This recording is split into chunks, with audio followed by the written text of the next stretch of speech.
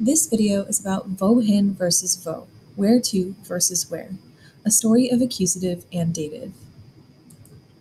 What is the difference? Wohin means where to, and wo means where. This means that one implies movement, wohin, and one implies being stationary, wo. This also means that these words tend to also imply case. This is not always true, but if you have action in a sentence and a two-way preposition, you will have an accusative object following that preposition. If you have no action and a two-way preposition, then you will have dative following that preposition. These wheres tend to also be used with certain verbs. So we have wohin versus wo. Wohin is accusative and wo is dative. Verbs that go with wohin might include gehen, to go, fahren, to drive, fliegen, to fly, and müssen, must. That is only because gehen is usually implied so that it is must go. For example, ich muss zur Bank, I must go to the bank.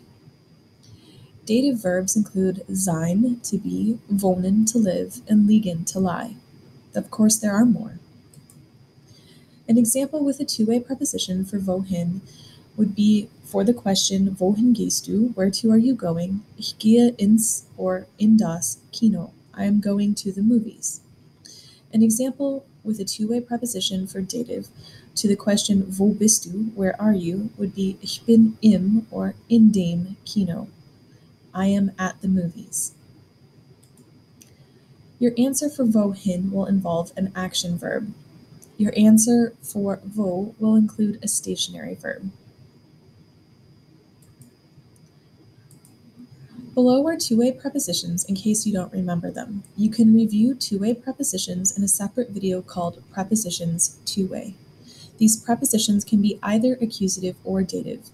In their specific video, there's also a song to help you remember them. The two-way prepositions are an, auf, hinter, in, neben, über, unter, vor, zwischen. Their rules were that they were accusative if there is action in the sentence and dative if there is no action. You will see these prepositions used often in answers to the where to, where questions. Not all prepositions can choose different cases like these. You saw on the previous slide that in changed for action, no action. Other prepositions commonly used with locations, such as to, are always dative, regardless of action. Below we have some examples. Give possible answers to each question. Make sure your answers are different. Multiple answers are possible. Pause the video now.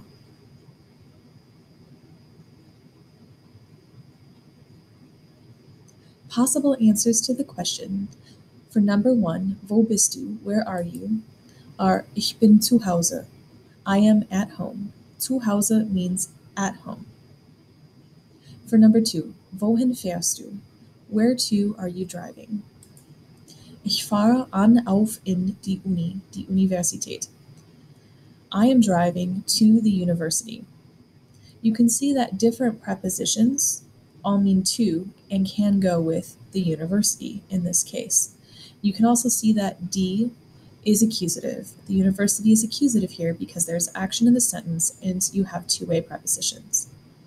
Number 3, wohin fliegt das Flugzeug? Where to is the airplane flying? Possible answer, das Flugzeug fliegt nach London. The airplane is flying to London. Wo liegt Deutschland? Where does Deutschland lie?